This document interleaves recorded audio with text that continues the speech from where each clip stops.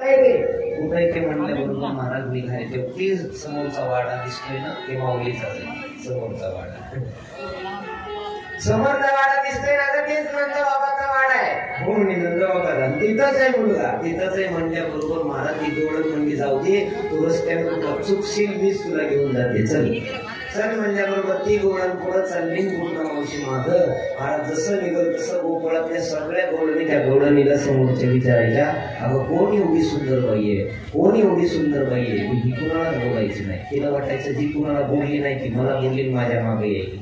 आणि तिनं मग मी सांगितलंच होतं घेऊ नको मी तुझ्या. पूर्ण मावशी माझा चलायची, ती गोळण पुढं चलायची. बघता बघता महाराज नंद यशोदेच्या वाड्यावरती आल्या आणि नंद यशोदेच्या वाड्यावरती आल्याबरोबर गौडीनं सांगितलं, हे बघा इथंच आहे तो श्रीकृष्ण जन्माला आलाय आणि त्याच्याच एवढा उत्सव म्हणून आम्ही बुड्या उभा केल्या. पाहिल्या बरोबर महाराज सकाळची वेळ होती, सकाळच्या वेळी यशोदा मैया स्वयंपाक करत होती. श्रीकृष्ण परमात्म्याला आंघोळ घातली होती आणि तो पाळण्यामध्ये टाकला होता.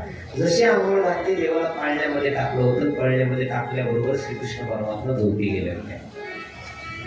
पूर्ण मावशीने आवाज दिला, ए यशोदे अगं आहे का घरात, आहे का घरात म्हणल्याबरोबर आवाज दिला. स्वयंपाक करत होती, स्वयंपाक रूम मधून सांगितलं, कोणा कोण आहे, कोण आहे म्हणल्याबरोबर पूर्ण मावशीने सांगितलं, अगं मी तुझी मोठी चुलत बहीण आहे. यशोदा म्हणजे आतापर्यंत माझी चुलत बहीण नव्हती, कधी जन्म झाला हिचा. अगं म्हणे तू जन्माच्या अगोदरच माझा जन्म झाला, लग्नही झालं होतं माझं, मालक एवढं आडमुठं भेटलं त्यानं मला माहेरला संपत्याला बी येऊ दिलं नाही, मला माहेरला येऊन दिलं नाही. म्हणजे आता कुठंतरी तुला पोरग झालं हे पाहण्याकरता मी हो तुझ्या पोळाला वाढण घेऊन आली, सोन्याची चांदीची दागिने घेऊन आली. पूर्ण मावशीनं म्हणल्या बरोबर यशोदेला वाटलं जाऊ द्या कुठली का बहीण असं, लेकराला घेऊन आली ना दागिने, बोलविलं तिला, आज बोलवलं, पाठ टाकला बसायला, म्हणे बसा. पूर्ण मावशीने विचार केला, म्हणे देव कुठे सांगा अगोदर, तर बाळ कुठे मला बाळ पाहू द्या, बाळ पाहू द्या म्हणल्याबरोबर यशोदेनं सांगितलं, आताच त्याला आंघोळ घातली आणि ते पाळण्यात टाकले, झोपी गेले. पाळण्यामध्ये टाकले, झोपी गेले म्हटल्याबरोबर महाराज पूर्ण मावशी म्हणली, असं कसं झोपी गेलं, इकडं पाळण्यातच बसल्या बसल्या श्रीकृष्ण परमात्मा झोपल्या झोपल्या झोपे, आमच्या आईला काही कळतच नाही मी की इथं झोपा काढायला. आणि तसंच आहे महाराज संसारात सुद्धा, लहान लेकराला आंघोळ घातली की लगेच झोपी जाते. का झोपी जाते, आमची गुरुजी त्याचं कारण सांगायचे. लहान लेकराला आंघोळ घालायला कोण असतं आपल्या घरात, बाळाची आजी आहे, बाळाची आजी असते. गरम पाणी बघायला कोण असतं, आजीच असते महाराज. आता गरम पाणी बघायला आजी असते, आजीच्या हाताला जेवढं पाणी बरं वाटत, आजीच्या हाताला जेवढं पाणी चटके देतं तेवढं आजीला बरं वाटतं. आता आजीचे हात बघितले तर जीसीबीच्या कोऱ्यासाठी काम करून करून रट झालेली. आणि त्या लहान लेकराची महाराज सारखी कोमल असते. आणि 15 दिवसाचं महिन्याचं बाळ, तर त्याची एवढी बेजारी करते, मी एकदा घरी एवढी त्या लेकराची बेजारी करते. महाराज आंघोळ घालताना इकडचा हात इकडं, इकडचा हात इकडं, इकडचं पाय इकडं, इकडचं पाय इकडं, एवढ्यावर थांबत नाहीत. पुन्हा त्याला पालत टाकलं जातं. त्या लेकराला वाटतं कधी एकदा यमाच्या हातून शिकतो. आणि आंघोळ घातल्याबरोबर महाराज त्याला बाजूवर टाका, भुईला टाका, पोत्यावर टाका, गादी टाका, पाळण्यात टाका, लगेच झोपी जाते. श्रीकृष्ण परमात्म्याच्या घरी तेच केलं होतं महाराज. यशोदा मैयाच्या घरी आंघोळ घातली, देवाला झोपी टाकलं, पाळण्यात टाकल्याबरोबर झोपला होता. पण देवाला माहित होतं मी जर झोपलो तर पुढची कथा कोण सांगणार, म्हणून महानुभाव सोबतच होते. चला झोपायचं विचार केला महाराजाचा. चला चला म्हणल्याबरोबर यशोदा मैयानं सांगितलं, आता तो झोपी गेलाय. एवढ्यामध्ये देवाला आरोप आलं. देवाला वाटलं मी जर झोपलो तर बाकीच्या लीला होणार नाही. रडण्याचा आवाज केला आणि जसं रडायला लागला महाराज श्रीकृष्ण, रडण्याचा आवाज आला. पूर्ण मावशीला, मावशी यावेळी यशोदे किती मोठं बोलायली, बाळ रडायला की पाहिजे ती म्हणजे तुझ्यासारखंच नाटकी तुझा हे म्हटल्याबरोबर महाराज पूर्ण मावशी उठली. यशोदा माता म्हणजे तुम्हाला स्वयंपाक करते जेवणा करता. आणि पूर्ण मावशी निघाली आणि इकडं बाळाच्या जवळ आली, कृष्णाच्या जवळ पाळण्यामध्ये टाकलं होता कन्हैया त्याच्या जवळ आली. आणि पाहिल्याबरोबर महाराज राजा परीक्षितीला शिवते गोपाल म्हणतात, सोनाकारी दृष्टीला सूट मध्ये म्हणतात. ऐका, पूर्ण मावशी श्रीकृष्ण परमात्म्याच्या जवळ त्या बाळाच्या जवळ आली, उचलणार त्याला. तेवढ्यामध्ये देवानं डोळे बंद केले. देवानं डोळे बंद केले. जसे डोळे महाराज भागवतामध्ये श्रीकृष्ण परमात्म्यानं पुन्हा ज्यावेळेस आले त्यावेळेस डोळे बंद केलेले 14 कारण सांगितले. 14 ते 14 कारण सांगून तुमचे डोळे बंद करीत नाही, 2-4 कारण सांगतात पुढचं.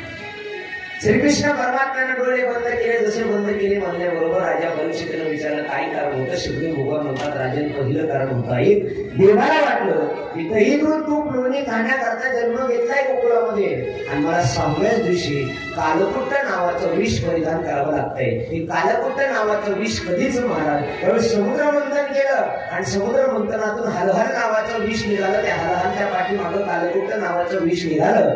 हलहल नावाचं विष केलं भोले बाबानं शंकरजीनं आणि भोले बाबानं केल्याच्या नंतर अंगाचा दाह व्हायला लागला. ते विष शरीरात जाऊ दिलं नाही आणि तोंडाच्या बाहेरही येऊ दिलं नाही. आपल्या कंठामध्ये साठवलं. विष कंठामध्ये साठवल्यामुळे कंठ निळा पडला. भोले बाबाला नावच पडलं नीळकंठ. भोले बाबाला नावच पडलं नीळकंठ. महाराज तेच कालकुट्ट नावाचं विष परिधान केलं होतं या पूतना मावजीने आपल्या स्थानामध्ये आणि बरं 84 कोसातल्या बालकांना थोडं थोडं पाजत आली होती गोकुळात. श्रीकृष्ण परमात्म्याने विचार केला मी दही दूध तूप लोणी खाण्याकरता जन्म घेतलाय. 6व्या दिवशी कालकुट्ट नावाचं विष प्यावं लागतंय. कोण आहे ही पूतना म्हणून डोळे बंद केले. आठवला राजा बलीचा दरबार. बली वामनाची कथा आठवली. राजा बलीचा दरबार आठवला.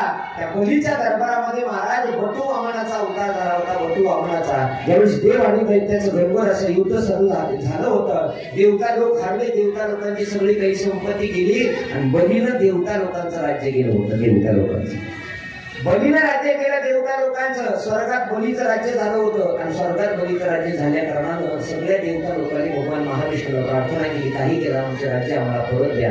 तेवढ्यामध्ये भगवंताने अवतार धारण केला. त्याला वामनाचा अवतार म्हणतात. त्याला बटू वामन म्हणतात. वामनाचा अवतार केला महाराज. 12 वर्षाचा हा बटू वामन एवढा तेज कुंड दिसत होता. एवढा सुंदर दिसत होता. पाहावा आणि पाहतच राहावं त्याच्याकडे एवढा सुंदर दिसत होता. राजा बलीच्या दरबारामध्ये आले बटू वामन. बलीच्या दरबारामध्ये आल्याच्या नंतर त्या बालकाला पाहिला की नगरी आनंदित झाली. अरे कोण असेल एवढा सुंदर ब्राह्मण बालक कोण असेल चर्चा करायला लागले. बलीने बोलले बोला काय पाहिजे ब्राह्मण तुम्हाला. बटू वामनाने सांगितलं काही नाही राजा मला 3 पाय जमीन पाहिजे. किती पाय 3 पाय 3 पाय जमीन पाहिजे. बटू वामनाने साहेब 3 पाय जमीन मागितल्याबरोबर बलीला वाटलं मागून मागून हा बाळक काय मागतोय 3 पाय जमीन देऊन टाकतो. राजाला सांगितलं संकल्प सोड. दैत्याचे गुरु शुक्राचार्य आडवे आले. शुक्राचार्याने सांगितलं बलीला बली अरे हा सामान्य मुलगा नाही. अखिल कोटी ब्रह्मांडाचा मालक आहे. भगवान महाविष्णू आहे. कपट करतोय तुझ्यासोबत. गुरु शुक्राचार्यांना बलीला सांगितलं जरी देव असला तर माझ्याकडे मागण्याकरता आला तरी त्याला येणार. देव असेल आणि देव जरी मागण्याकरता आला सामान्य माणसाला माणसाने मदत केलीच पाहिजे. पण देव जरी माझ्या दारात आला तरी मी त्याला उपाशी जाऊ देणार नाही. हे बळीराजाचं वाक्य होतं. बळीराजाचं. बळीराजाने सांगितलं महाराज मी निश्चित देऊन टाकेल. 3 पाय जमीन महाराज दिली. संकल्प सोडला. जसा संकल्प सोडला ते सगळे जर लोक पाहत होते त्याचं रूप. त्या बळीची रत्नमाला नावाची एक बहीण होती. त्या रत्नमालेला वाटलं अरे असा सुंदर मुलगा जर माझ्या पोटी जन्माला आला असता तर मी माझ्या स्तनाचं दूध पाजलं असतं. त्याला दूध प्राचन केलं असतं. दूध पाजलं असतं म्हणल्याबरोबर अंतकरणाची इच्छा ओळखली महाराज देवानं. बटू वामनानं आशीर्वाद दिला. माता तुमचा आशीर्वाद तुमची इच्छा मी निश्चित एक दिवशी तरी पूर्ण करणार. तुमची इच्छा पूर्ण करा. आशीर्वाद दिला. बघता बघता 3 पाय जमीन मागितली होती. 3 पाय घ्यायला सुरुवात केली. एका पायानं पृथ्वी व्यापून टाकली. दुसऱ्या पायानं आकाश व्यापलं आणि तिसरा पाय बलीला विचारलं सांग कुठे ठेवू. सांग कुठे ठेवू. आता दिलेलं वचन आहे संकल्प सोडलास माघारी फिरता येत नाही. नरकाला जावं लागेल. आणि एखादा संकल्प केला तर आपण नाही पूर्ण केला तर आपल्याला नरकाला जावं. संकल्प केल्यास बोल कुठे ठेवू म्हणल्याबरोबर महाराज बलीने सांगितलं तेव्हा काळजी करू नका. आणखी माझं मस्तक 3रं शिल्लक आहे. तुमचा पाय माझ्या डोक्यावर ठेवा. 3रा पाय बलीच्या डोक्यावर ठेवला आणि बलीला पाताळात घातलं आणि पाताळातलं राज्य बलीला दिलं. आणि जेव्हापासून बली राजा पाताळातला दिला हा बली शेतकऱ्याचा राजा होता. तेव्हापासूनच मन बळी पेढा पिढा जाऊ दे आणि बळीचं राज्य येऊ दे. ह्या बळीचं राज्य आलं असतं तर देवता लोकांनी कपटीनं त्याचं राज्य घेतलं. बळीचं म्हणजे या बळी राजाचं राज्य आलं तर जगात सुजलाम सुफलाम देश त्याच्याशिवाय राहणार नाही. भारत देश बलीला पाताळात घातल्यानंतर तीच रत्नमाला पुन्हा याला बघून म्हणायला लागली, अरे असा मुलगा जर माझ्या पोटी जन्माला आला असता तर काळकुट्ट नावाचं विष माझ्या स्तनाला लावलं असतं आणि माझ्या मुलाला विष पाजून मारून टाकलं असतं. देवानं सांगितलं तोही तुझा आशीर्वाद पूर्ण करतो. तीच रत्नमाला द्वापार युगामध्ये महाराज पूतना मावशी झाली. 2 नंबरचं कारण सांगितलं. राजा परीक्षेला सुखदेव भगवान सांगतात, राजन ऐक, विष पिणं हे देवाचं काम नाही. विष पिणं कोणाचं काम आहे? महादेवाचं काम आहे. अमृत पितात त्यांना देव म्हणतात आणि विष पितो त्याला महादेव म्हणतात. भगवान श्रीकृष्ण परमात्म्याने विचार केला, हात जोडले, सांगितलं, शंकरजी या आणि तुमचा प्रसाद घेऊन जा. या आणि तुमचा प्रसाद घेऊन जा म्हटल्याबरोबर महाराज शंकरजीची प्रार्थना भक्ती करण्याकरता 2 नंबरचं कारण सांगितलं, भगवंतानं डोळे बंद केले. 3 नंबरचं कारण सांगितलं, देव कोणाच्याही महाराज दृष्टीला पडत नाही किंवा कोणाकडे देव बघत नाही. आपला बरोबरीचा माणूस जर असेल तर देव त्याच्यावरच दृष्टी टाकतो. 4 नंबरचं कारण सांगितलं, पूतना ही मायावती होती आणि श्रीकृष्ण परमात्मा हा मायेचा पती आहे. माया पती पुढं मायावतीचं काही सांगणार नव्हतं. देवाला विचार केला, मी जर तुझ्याकडे डोळे टाकून पाहिलं तर ती स्वस्वरूपात येईल आणि मायावी स्वरूप नष्ट होईल. डोळे बंद केल्याबरोबर पूतना मावशीने घेतलं, श्रीकृष्ण परमात्म्याला तणाला लावलं, आकाशामध्ये उड्डाण केलं आणि जसं उड्डाण केलं महाराज पावशीपारा राखण्याला गेले आणि पूतना मावशीचा वध केला. जसा पूतना मावशीचा वध केला आनंद झाला. बघता बघता महाराज या शाही कारणाचं वर्णन केलं. राजा परीक्षेला आनंद वाटला. महाराज श्रीकृष्ण परमात्मा खरंच गोड आहे. बघता बघता श्रीकृष्ण परमात्मा थोडेसे मोठे झाले. गर्गाचार्य मुनींना बोलवलं, दोघांचं नामकरण ठेवलं. महाराज श्रीकृष्ण परमात्म्याचं नाव ठेवलं श्रीकृष्ण, आकर्षण करणार आहे म्हणून त्याचं नाव ठेवलं श्रीकृष्ण. गर्गाचार्याने सांगितलं पुढे याला अनेक नावं पडतील आणि जो रोहिणीचा होता त्या रोहिणीच्या मुलाचं नाव ठेवलं संदर्शन. त्याला बलराम म्हणून म्हणायला लागलं आणि बलराम दादा या दोघांचं नाव ठेवल्याबरोबर थोडे थोडे दोघे मोठे झाले. जसे मोठे झाले तसे रांगू लागले. तळहात टेकीत तळहात टेकीत दर गुडघ्याने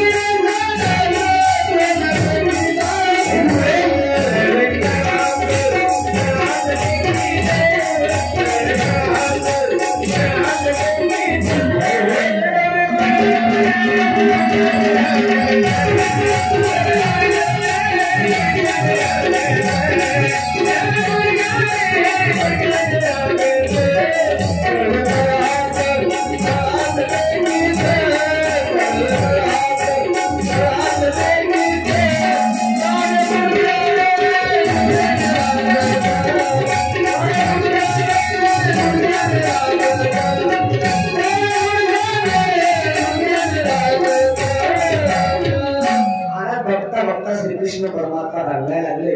रांगता रांगता देवानं चोऱ्या करायला सुरुवात केली. रांगत रंगणी चोरीत लोणी जाऊन नरकी गवळणी. रांगता रांगता देवानं महाराज चोऱ्या करायला सुरुवात सुरुवात केल्या. पेंड्या वडज्या वाकुड्या मधुसूदन बोबड्या या सगळ्यांना एकत्रित केलं आणि सगळ्यांना एकत्रित करून सांगितलं का रे तुमच्या घरामध्ये दही दूध तूप लोणी खाण्याकरता तुम्ही तुम्हाला देत नाही का? तुम्ही सगळे असे गुण महाराजसारखे वाळवत कशी गेला? एकटीच उद्धारासारखं नाही आले का नाही? तुमच्या घरी काही खायला नाही का? खायला नाही का म्हणल्यावर आमचे तर राहतो ना तिथे आजी म्हणले सकाळी की महाराज खायलाच काही मागत. तुमच्या घरी काही खायला नाही का? खायला नाही का म्हटल्यावर महाराज श्रीकृष्ण परमात्म्याला पेंड्या वडज्या वाकड्या मधुसूदन मधुमंगल वडज्या हे सगळे सांगायला लागले. कृष्णा तू लाडकाईच बाबा, तुझ्या एकट्याच्या घरी 9 लाख गायी आहेत.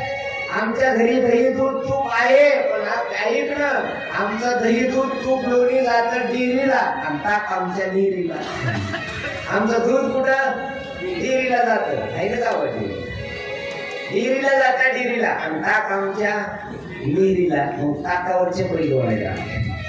ताकावरचे पैलवान म्हटल्याबरोबर श्रीकृष्ण परमात्म्याने सांगितलं एक काम करा, आज तुम्हाला पोट भरून खायला देतो. याला तरी यारे लागे अवघे माझ्या मागे मागे आधी देतो पोट भरी उडी म्हणाल तो वरी. पण एक काम करा हळूहळू चाला कोणी कोणाशी न बोला. ऐका माझ्यासोबत यायचं असेल मी तुम्हाला भरपूर खायला देतो. भरपूर खायला देतो म्हणल्यावर महाराज श्रीकृष्ण परमात्म्यानं चोऱ्या करायला सुरुवात केली. जशा चोऱ्या करायला सुरुवात केली प्रत्येक घरी जायचे गोकुळा दही दूध तूप लोणी चोरून खायचे आणि दही दूध तूप लोणी चोरून खात असताना अख्खं गोकुळ त्रस्त झालं. महाराज चोऱ्या ऐकल्यात मी पुढे सांगतो. भरपूर आपण चोऱ्या ऐकलाय. श्रीकृष्ण परमात्मा अनेक चोऱ्या करायचे. रोज एखादी गवळण यायची आणि श्रीकृष्ण परमात्म्याला यशोदेला म्हणायची यशोदे आई यशोदे कृष्ण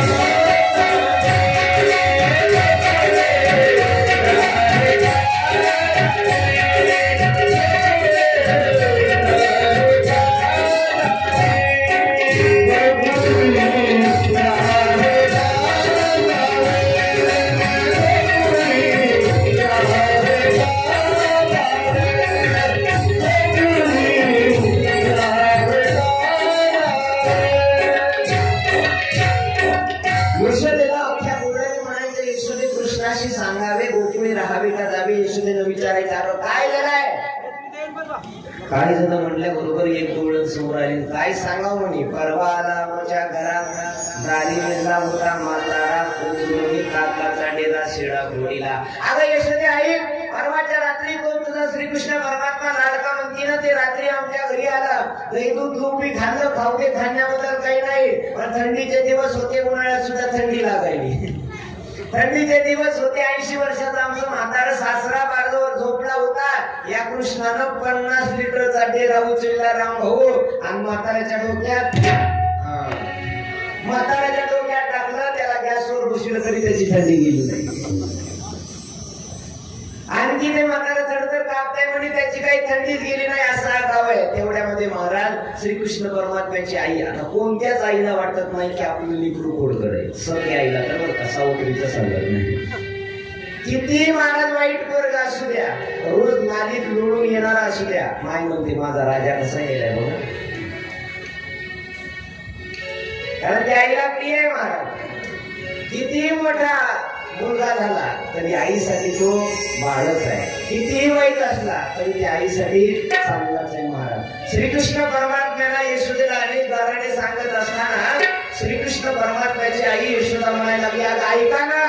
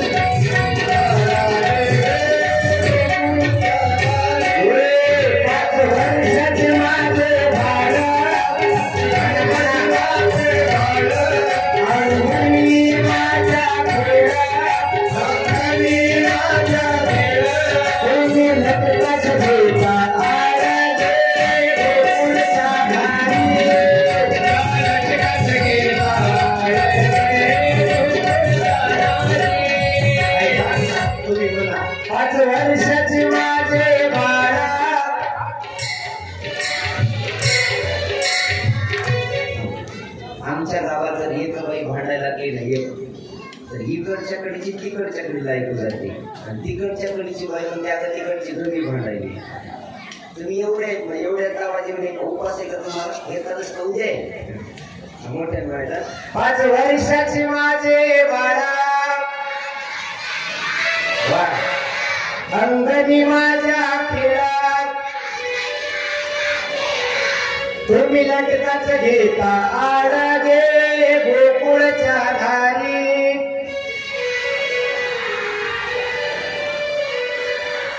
माणस गुणाचे तारे,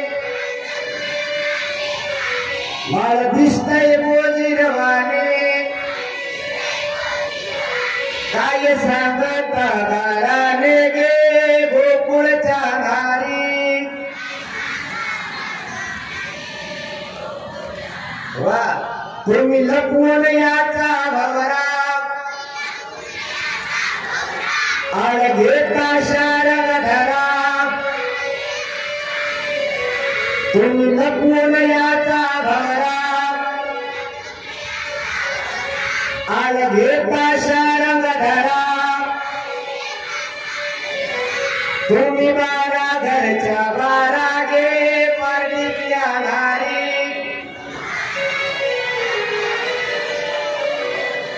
तुम्ही 12 घरच्या 12 गे गोकुळच्या धारी.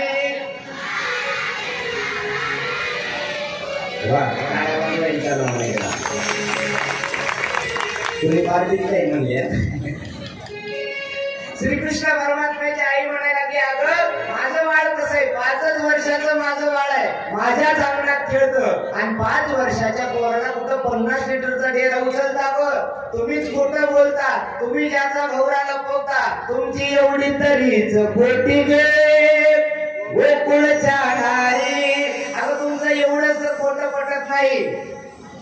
कृष्णाला कुठल्या तरी निमित्ताने येतात तर भेटतात तर पुन्हा माझ्याच बाळावर आळ घेतात. माझा बाळ काय एवढा बोरकर आहे का? तेवढ्यामध्ये महाराज श्रीकृष्ण परमात्म्याच्या आईला वाटलं खरंच पोळ्या करायला का ते पाहावं. म्हणून एक दिवशी यशोदेने महाराज विचार केला, खरंच श्रीकृष्ण खोड्या करायला आहे का? तर खोड्या करायला राहिला. दिसल्याबरोबर श्रीकृष्णाची आई म्हणली, कदाचित माझ्या बाळाला दिष्ट लागली असेल. काय झालं असेल? बाहेर वासा झाला असेल, नाही तर एवढं माझं पोरग बिघडल्यावानी करीत.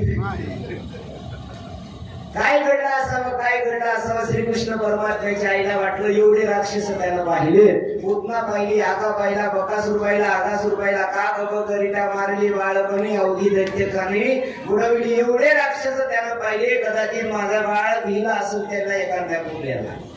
मग यशोदा मैयाला वाटलं त्याची दिष्ट काढावी. दिष्ट काढण्याकरता महाराज यशोदा मातेने अनेक पर्याय केले. एक मोठ्या कुंकावली गवळ गाडी आणि तिला सांगितलं, अगं अशी दिष्ट काढून बाळाची दिष्ट राहत नाही. यशोदे एक काम कर, याच्यावरून पदर उतरून काढ. ऐका, आईच्या पदरामध्ये एवढी ताकद आहे.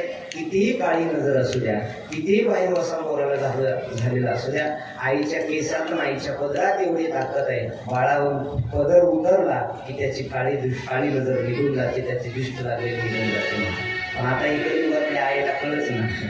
माझ्या मित्राने एकदा व्हॉट्सअपला प्रश्न केला होता, पोरासाठी तुमच्यासाठी. माझ्या मित्रानं मला व्हॉट्सअपला प्रश्न केला, म्हणजे महाराज तू एवढा करतो? म्हणलं हो. मी एक प्रश्न विचारत होता. म्हणजे हो विचार, आलो उत्तर तर देतो. मला इथून पुढे कलियुगातल्या मुलांना आईचा पदर भेटणार नाही, उत्तर सांगा. मला काय नाही माहिती, हे काही ऐकलंय नाही. ते म्हणला नाही ना माहिती? नाही माहिती. मग हार लागता? म्हणलं हो, मी गुरु होतो म्हणला तुझा. म्हणलं हो बाबा, आता काय हरकत आहे? मला इथून पुढे कलियुगात त्या सगळ्या आयाजींच्या पॅन्टी घालतील, मग पदर कुठून येईल? हा खरंय तुझं. पदरामध्ये एवढी ताकद आहे महाराज, कितीही काळी नजर असू द्या, निश्चित ती उतरल्याशिवाय राहत नाही. एवढी आईच्या पदरामध्ये यशोदेनं पदर उतरलं.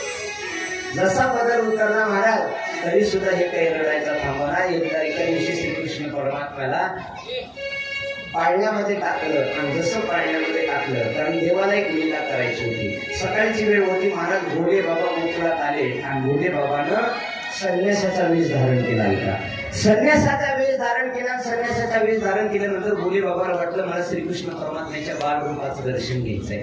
देव बाळपणी रांगत असताना कसा दिसतोय मला पाहायचंय. मग दर्शन करण्याकरता भोले बाबा आले.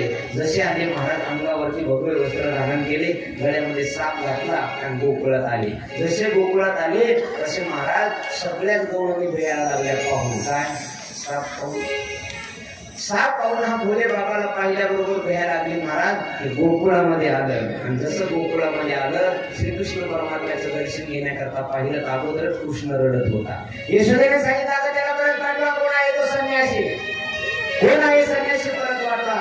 श्रीकृष्ण काय रडायचा थांबत नव्हता महाराज.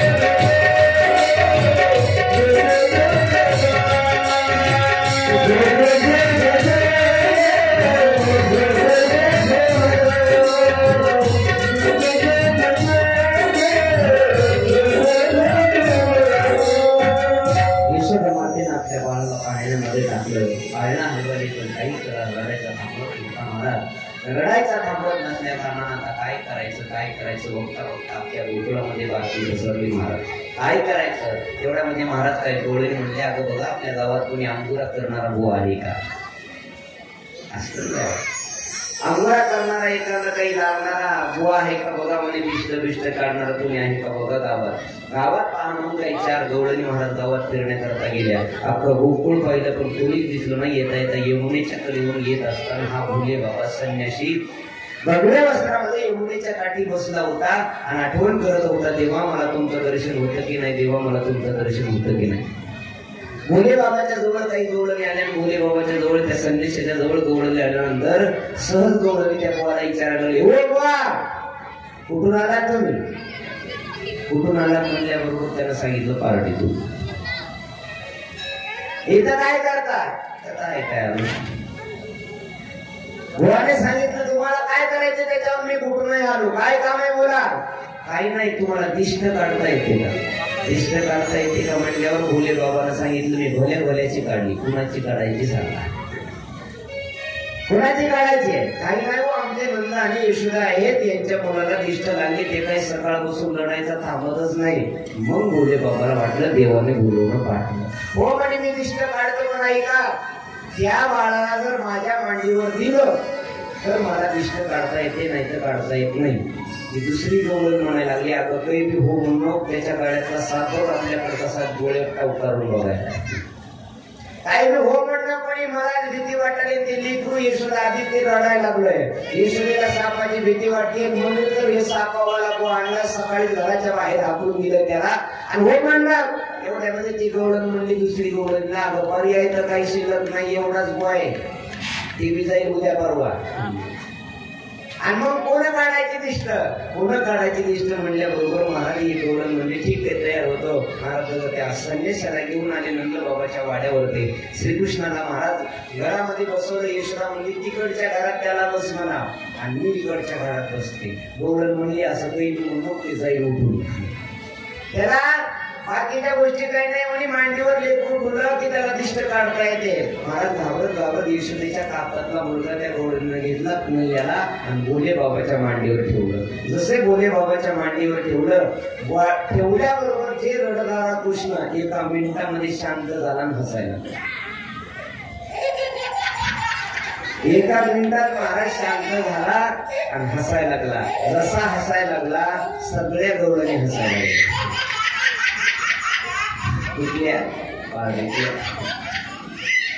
सगळ्या गवळणी हसायला लागल्या. म्हणजे काय लेकरू असेल घरामध्ये एवढा वेळ रडत होत आणि त्या बुवाच्या मांडीवर दिलं की हसायला लागलं. काही गवळणी म्हणले, अगं काय बुवा ताकद आहे, लिंबू वाहरला नाही, मंत्र म्हणला नाही, अंगोरा केला नाही, उदबत्ती मागितली नाही, चप्पल मागितलं नाही, वाळलेल्या मिरच्या सुद्धा मागितल्या नाहीत, मांडीवर बसवली की लेकरू शांत झाली.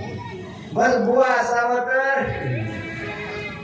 1 मिनिटातच दिष्ट दूर केली म्हणे. दुसरी गवळण म्हणली, अगं ते लेकरू रडायले त्याच्याकडे बघा, ते रडायले. आता पाहिलं तर महाराज त्या बुवाच्या डोळ्यामध्ये पाणी. एक गवळण म्हणली, आता या लेकराची दिष्ट काठी पण या बुवाची पुन्हा काढायची. आता ते बुवाच रडायला लागला म्हणे, आता या बुवाची दिष्ट कोणी काढायचा.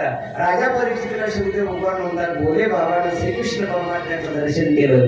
हर आणि हरीचं मिलन झालं महाराज. जसं हर आणि हरीचं मिलन झाल्याबरोबर भोले बाबाच्या अंतःकरणातून आनंदाचे अश्रुधारा सुरू झाल्या आणि जसे आनंदाचे अश्रू सुरू झाले श्रीकृष्ण परमात्म्यानं आपल्या हाताने ते अश्रू पुसले. आनंदाने करून याला पुन्हा घरामध्ये घेतलं. भोले बाबा देवाचं रूप साठवलं, पुन्हा वैकुंठाला कैलासाला निघून गेले. जसे कैलासाला निघून गेले बघता बघता श्रीकृष्ण परमात्मा मोठे झाले. महाराज 7-8 वर्षाचे झाले. अनेक खेळ खेळायला लागले, अनेक घरी जायचे, कोऱ्या करायचे. महाराज आपलं गोकुळ त्रस्त झालं. यशोदा मैयाला वाटलं आता काय करावं. महाराज एक गवळणी श्रीकृष्ण परमात्म्याकडे आली आणि सांगितलं, ऐक अगं यशोदे, हे परवाच्या रात्री आम्ही आमच्या घरात आलं आणि घरावर आल्याच्या नंतर आम्ही नवरा बायको झोपलो होतो. यांनी आमच्या दोघांच्या अंगावर मुंगूस टाकलं. मुंगूस टाकून पळून गेला म्हणे. एवढा तो गोडकर आहे. तेवढ्यामध्ये महाराज एक गवळण होती, जरा आगावच कुठली पार्टीतली नाही, गोकुळातली आगाव गवळण होती, जरा आगाव. ती म्हणली, अगं काय एवढं चर्चा चालू आहे, 5 दिवस बघायला एवढं पोरग नाही, त्याच्या पुढे जाऊन बसायला होती.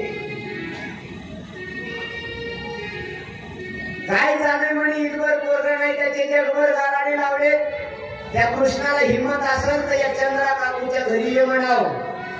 चंद्रा काकूच्या घरी ये म्हणा म्हणल्याबरोबर कृष्णाने ठरवलं बस आता हिच्याच घरी आज संध्याकाळी चोरी करायची. जवळच पेल्या होता महाराज पेल्या. पेल्याला सांगितलं हे पेल्या हिचा मोबाईल नंबर लिहून घे, हिचा घर नंबर लिहून घे म्हणे. पेल्याने सांगितलं काळजी करू नका कडे या, मला माहितीये तिचा नंबर घर नंबर कुठे आहे आळ्याच्या बाजूलाच. 4 नंबरच्या गल्लीतलं 3 नंबरचं घर या चंद्रा काकूच आहे. सांग तिला आजची कथा, सांग तिला आजची चोरी तिच्या घरी म्हणून. आजची चोरी तिच्या घरी म्हणल्याबरोबर महाराज असे प्रत्येक गावात पेले असते कुणाचंही घरीच्या इथं बसल्या बसल्या सांगते.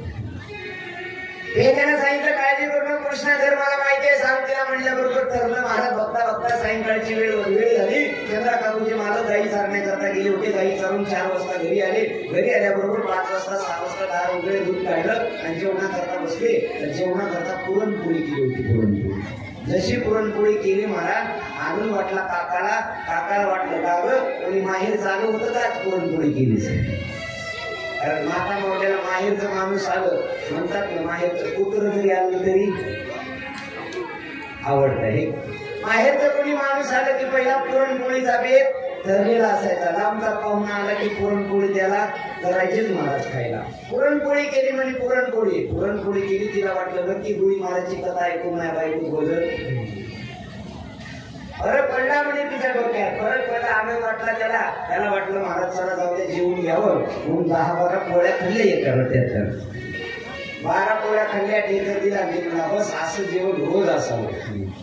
12 पोळ्या खाल्ल्यानंतर पुन्हा चंद्रा काकूला विचारायला लागले का कशा निमित्तानं आज पोळ्या केल्या. काही नाही म्हणजे आपल्याला रात्रभर जागायचे. 12 पोळ्या खाऊन 12 पोळ्या खाल्ल्यानंतर मालक म्हणजे अगं तुला इंडी झालीस का काय. 12 पोळ्या खाल्ल्या कारण आता म्हणायला की आपल्याला रात्रभर जागायचे. काय करायचंय काही नाही तो कन्हैया आपल्याकडे चोऱ्या करायला येणार आहे. हा काका म्हणला कशाला त्या नागाच्या पिढीला त्या कृष्णाजवळ कशाला गेलीस म्हणजे उगाच. मीच आमंत्रण दिलंय चोरी करण्याकरता. ती यशोदा म्हणत होती म्हणून मोठ्या सकट पकडून दाखवा म्हणून मी त्याला पकडण्यासाठी आज आपल्या लोकांना रात्रभर जागरण करायचे. काका होते काका म्हणले हो मी 12 पोळ्या खाल्ल्या आता मी काही जागू शकत नाही. एक काम करतो मी 12 वाजेपर्यंत झोपतो. 12 वाजता मला उठवून पुन्हा तू झोप. लोकांचं ठरलं महाराज. ठरल्याबद्दल काका लगेच वाजवून झोपी गेली. काकू जेवायला बसले. 4-5 पोळ्या खाल्ल्या ती नवी आणि 5 पोळ्या खाल्ल्या. दारात काठी घेऊन बसली. जशी दारात काठी घेऊन बसली महाराज काठी घेऊन बसल्याबरोबर काकाची गाडी सुरू झाली. जसं झोपलं हिंगोलीला जायचं होतं गेला आपल्याला कळालंच नाही कुठे गेलं ते. महाराज बघता बघता काकाला वाट झोप लागली. झोपेचा गुणधर्म असा आहे शेजारचा झोपला की शेजारला झोप येतेच म्हणून खानदानी ड्रायव्हर झोपणाऱ्या माणसाला जवळ बसून देत पुढं नाही. आणि जर त्याला माहिती हे जर पुढं बसलं झोपलं तर आपण झोपतो पुन्हा काही उठत कायम तर झोपीचं काकाला झोप लागली तशी काकूला झोप लागली. महाराज बघते बरोबर 12 वाजता श्रीकृष्ण परमात्मा पेंड्यावरच्या बाकड्या मधुसूदन या सगळ्यांना घेऊन आले. दैवत तू खाल्लं आणि खाल्ल्यानंतर पुन्हा निघणार एवढ्यामध्ये पुन्हा श्रीकृष्ण परमात्म्याने विचार केला ही चंद्रा काकू जरा आगाव आहे. पुन्हा उद्या म्हणेल कृष्ण माझ्या घरी झाला नाही. पण हिला कळण्यासाठी काय केलं महाराज सुंदर जोडी बनवली होती. देवानं महाराज चंद्रा काकूच्या तिच्या नवऱ्याची दोघांच्या दाढी वेणीची गाठ बांधली. काकूच्या केसाची वेणीची काकाच्या दाढीची गाठ बांधली. जशी गाठ बांधली महाराज इकडच्या देवळीत एक दिवा होता इकडच्या देवळीत एक दिवा होता. ते दिवे भिजवले पॉटच्या खाली टाकले आणि त्या देवळीत येऊन दुसरे दिवे ठेवले. एवढूसच प्राणी एकजूट इकडचे एक देवळीत ठेवला आणि इकडच्या एक देवळीत ठेवला. मोठा दिवा ठेवला महाराज त्या देवळीत आणि देवळीत दिवा ठेवल्यानंतर बघता बघता पहाट झाली. श्रीकृष्ण परमात्मा निघून गेले. पहाट झाल्याबरोबर इकडे पेंड्यावरच्या बकऱ्यामध्ये या सगळ्याला सांगितलं होतं उद्या आपल्या गावात नाटक येणार आहे. नाटक बघायला सगळ्या लेकराला गोकुळात सांगितलं होतं नाटक येणार आहे. बघता बघता पहाट झाली. जशी पहाट झाली महाराज पूर्वी पहाटच्या वेळी या गवळणी लवकर उठत होत्या. माता कवड्या पूर्वीच्या वेळी लवकर उठायच्या का कारण दळणवळणाची सोय नव्हती म्हणून जात्यावर जेवढी माणसं घरात आहेत रोज त्यांचं दळण करावं लागायचं. जात्यावर जात्यावर दळण करायला लागायचं. आडाचं पाणी शेलून आणावं लागायचं म्हणून माता मावल्या लवकर उठायचे. आता गवळणी लवकर उठत नाहीत. हे गवळी उठतात लवकर. घेतला डबा निघाली गिरणीला. महाराज गवळण लवकर उठली जशी गवळण उठली महाराज. उठल्याबरोबर काकाच्या दाढीला झटका बसला. काकाचे केस ओढल्याबरोबर काका उठले, जोरात आवाज दिला, काका मस्त मातली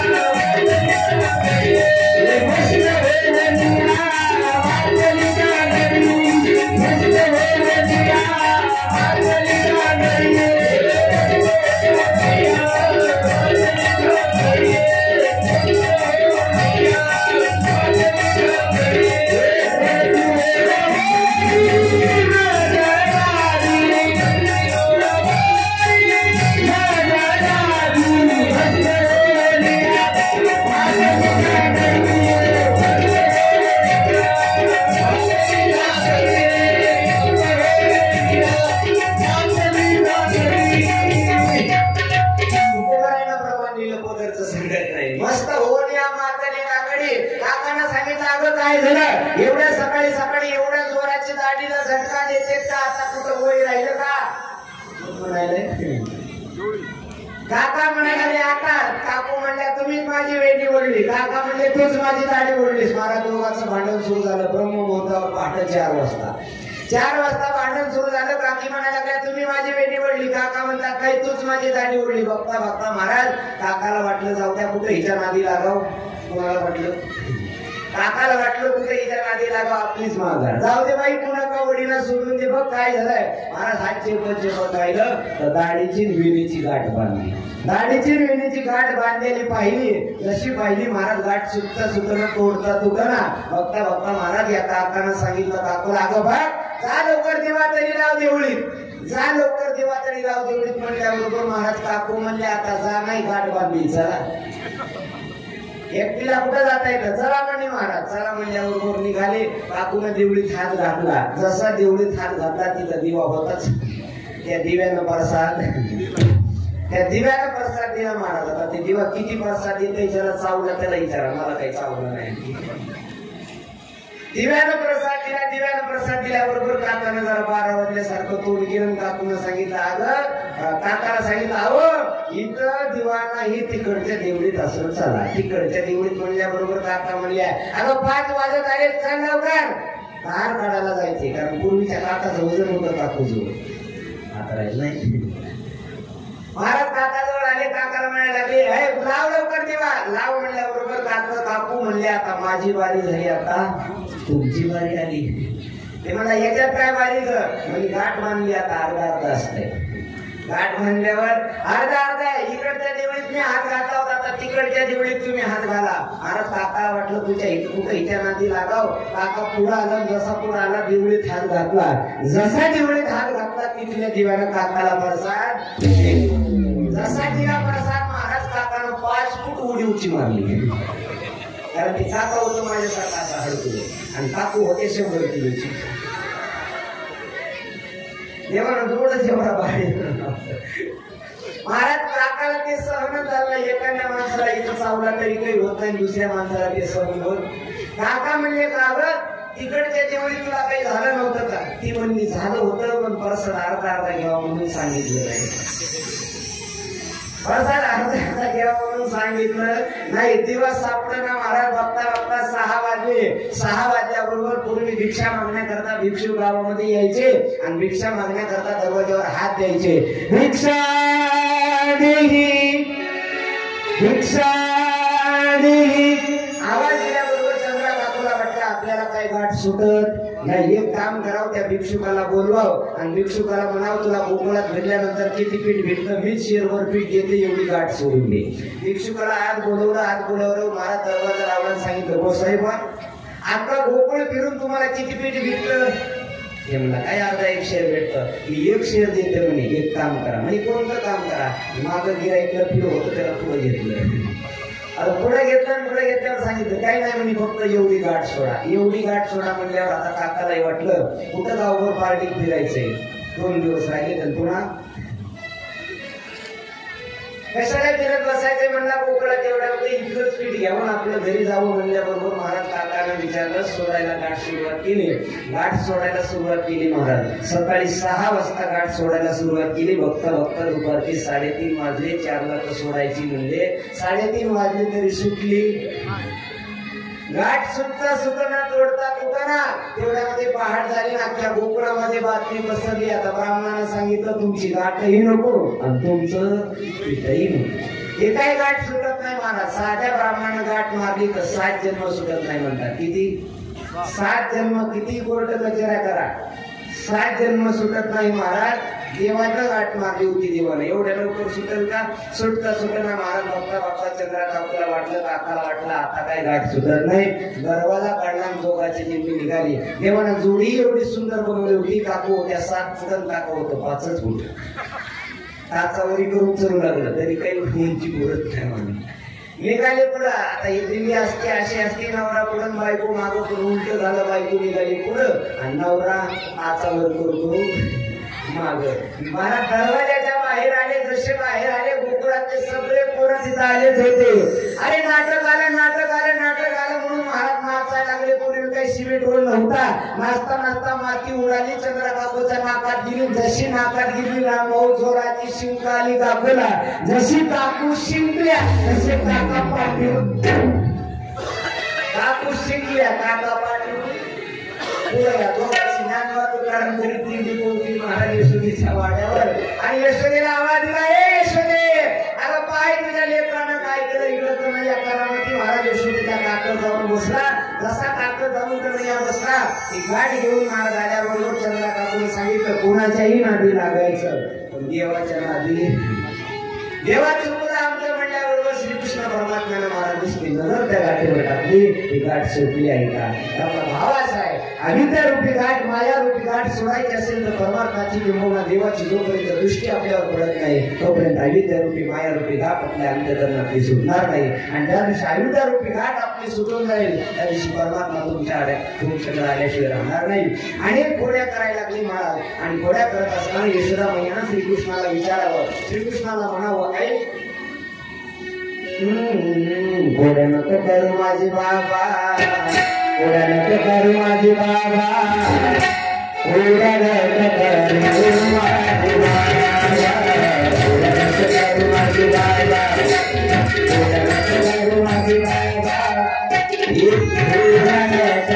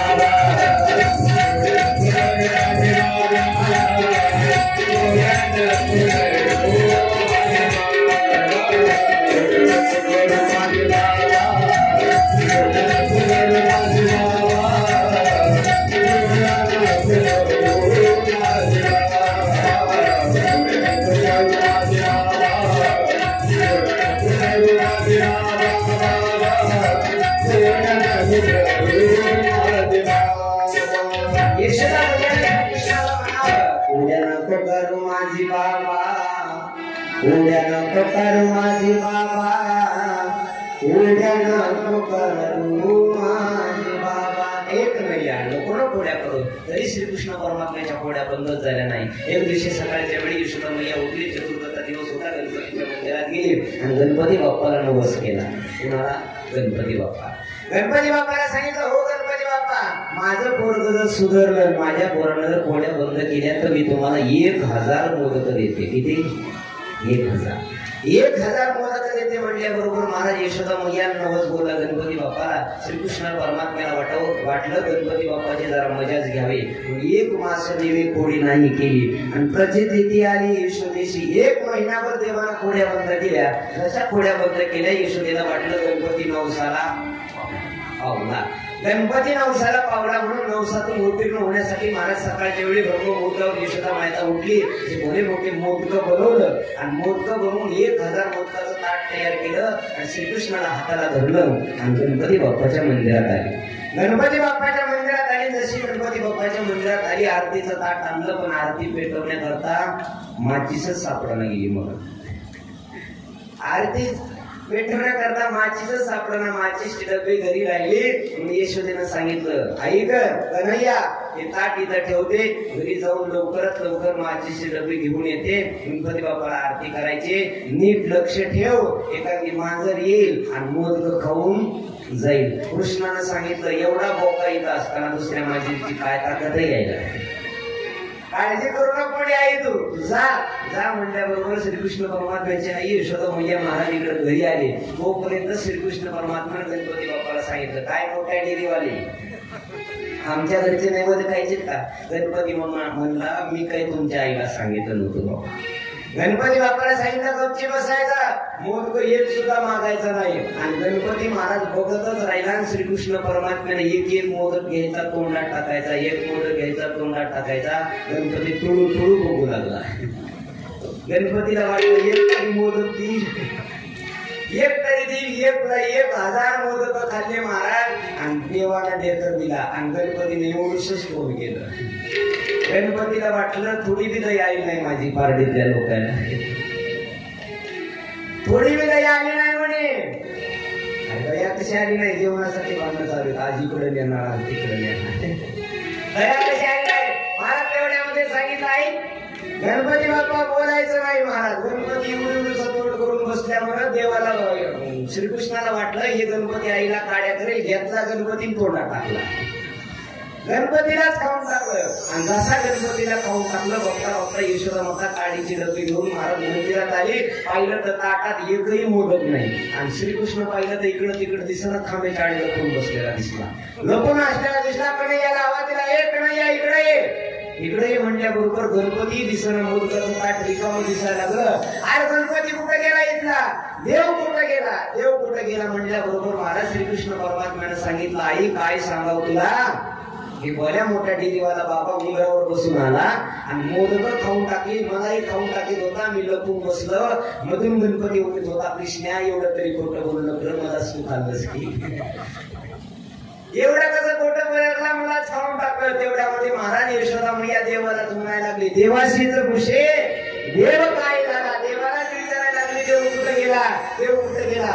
श्रीकृष्ण परमात्म्यानं गोड लीला केली आणि महाराज लीला केल्याच्या नंतर आपलं तोंड आ केलं. जसं आ केलं महाराज चौदा गोड दिसायला लागली, स्वर्ग पाताळ मृत्यू लोक हे सगळे दिसायला लागले. गणपती दिसायला लागला, गणपतीचं मंदिर दिसायला लागलं तोंडात, यशोदा दिसायला लागली, कृष्ण दिसायला लागले, 1000 मोदकाचं ताट दिसायला लागलं. एवढं तोंडात देवाच्या पाहिलं कृष्ण आई यशोदा मैया थाट दिल्या चक्कर येऊन पडली. जशी चक्कर येऊन पडली, 14 गोड जेवण आपल्या तोंडामध्ये दाखवले. चक्कर येऊन पडल्याबरोबर राजा परीक्षितला शुद्ध भगवान म्हणतात, अखिल कोटी ब्रह्मांडाचा मालक कृपाळी झालाय. 14 गोडाचं दर्शन आपल्या आईला आपल्या एका मुखामध्ये दिलं. अनंत ब्रह्मांडी उदरी आणि हा बालक नंदा घरी. काय नवल केवळे केवळे नकळे विश्वाचा जनिता म्हणे यशोदेशी माता. विश्वाचा जनिता आहे, विश्वाचा मायबाप आहे, पण तो यशोदा मातेला आई म्हणतोय. काय यशोदा मातेचं भाग्य असेल महाराज. सगळेजण चर्चा करू लागले. राजा परीक्षितला वाटलं, महाराज काय असं पुण्य केलं असेल यशोदा मैयानं की ज्याच्या पोटी जन्म मात्र वसुदेव देवकीच्या पोटी घेतला आणि जन्माचा आनंद, बाळपणाचा आनंद वसुदेव देवकीला न देता नंद यशोदा दिला. काय त्यांचं पुण्य असेल? महाराज मी कालही सांगितलं, पुण्याशिवाय कोणतीच गोष्ट मिळत नाही गड्या जीवनामध्ये. पुण्य जर माणसाचं नसेल तर कुठलीच गोष्ट संसारात असू द्या, परमार्थात असू द्या, पुण्य इथं साठा नसेल तर माणसाला मिळतच नाही. कोणतीच गोष्ट मिळत नाही.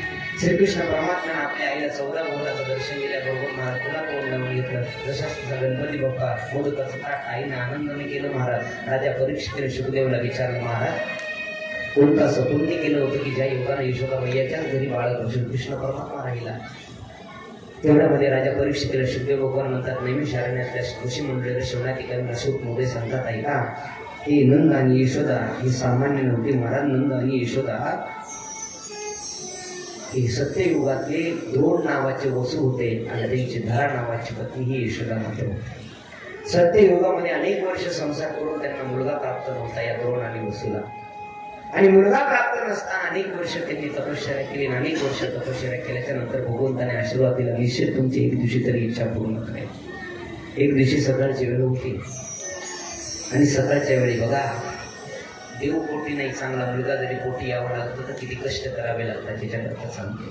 राजा परीक्षितीला शुकदेव भगवान म्हणतात, काय पुण्य केले या द्रोण आणि धरानं. द्रोण नावाचे वसू एवढे सांगितल्यात होते महाराज परमार्थाच्या.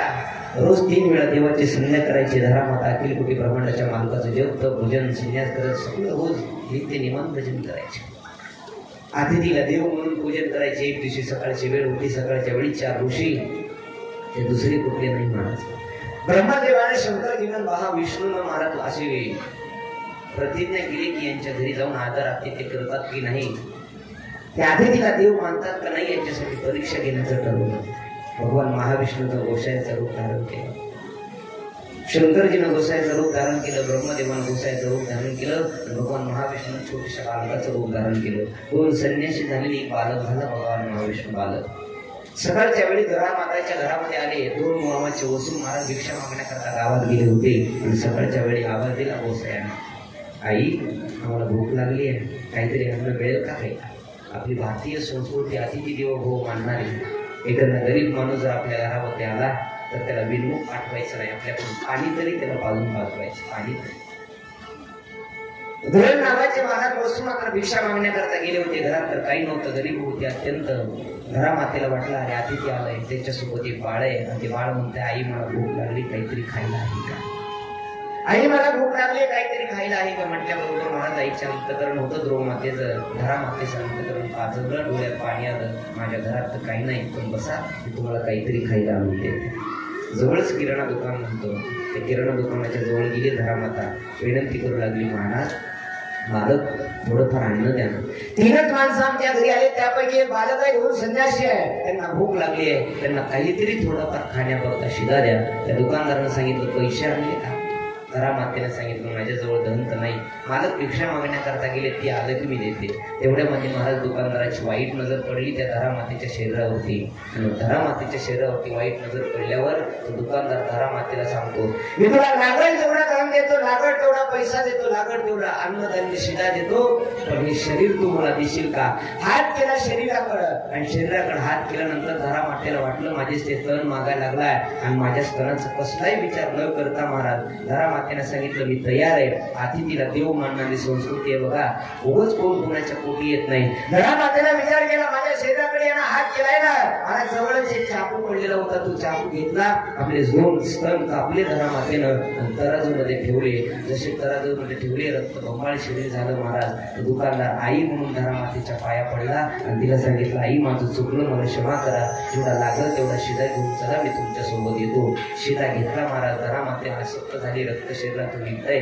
बघता बघता घरात आली. घरात आल्यानंतर शिजवलं ते आणलं. 3 जणांना जेवायला वाढलं. रक्तात घरा मोठा मोठा सडा पडला. रक्ताचा रक्त शरीरातून रक्त निघत होतं. आसक्त झाली. ताट लावले महाराज. अन्न वाढलं ताटावर आणि शेवटच्या वाळाला अन्न वाढत असताना गो माता आसक्त झाली आणि धाड तिने चक्कर येऊन पडली. पाहिलं तर शरीरातून रक्त निघतंय. अरे त्या 3 देवानं पाहिलं, अरे आम्हाला अतिथी हो भावना मानणारी धरा माता किती भाग्यवान आहे. आपल्या शरीराचा विचार न करता, आपल्या प्राणाचा विचार न करता घरात आलेला माणूस देवाचा आहे. हे समजून या धरामातेनं आमची सेवा केली. महाराज बघता बघता भगवान महाविष्णू प्रगट झाले त्या बाळकाच्या रूपातून. धरामातेच्या डोक्यावर हात ठेवला आणि धरामातेला उठवलं, जाग केलं आणि धरामातेला सांगितलं, ऐका धरामाता, पुढे द्वापार युग येईल. द्वापार युगात तुम्ही यशोदा म्हणून जन्माला घेताल, दोन वसू नंद बाबा म्हणून जन्म घेतील. माझा जन्म जरी वसुदेव देवकीच्या पोटी झाला तर मी तुमच्या स्तनात भूत घेऊन मोठं होईल, असा आशीर्वाद दिला महाराज सत्ययुगात. आणि द्वापार युगात तीच यशोदा म्हणजे धरामाता होती. या धरामातेनं आदल्या जन्मीचं पुण्य केलं. देवकीला जे आनंद दिला नाही तो आनंद यशोदा मातेला श्रीकृष्ण परमात्म्याने दिलं. राजाचे डोळे भरून आले. राजा परीक्षिती महाराज करुणा निदान कृपा निदान अखिल कोटी ब्रह्मांडाचं भजन करायला लागला आणि शुकदेवांना विचारलं, देव किती कृपाळू आहे, देवाची सेवा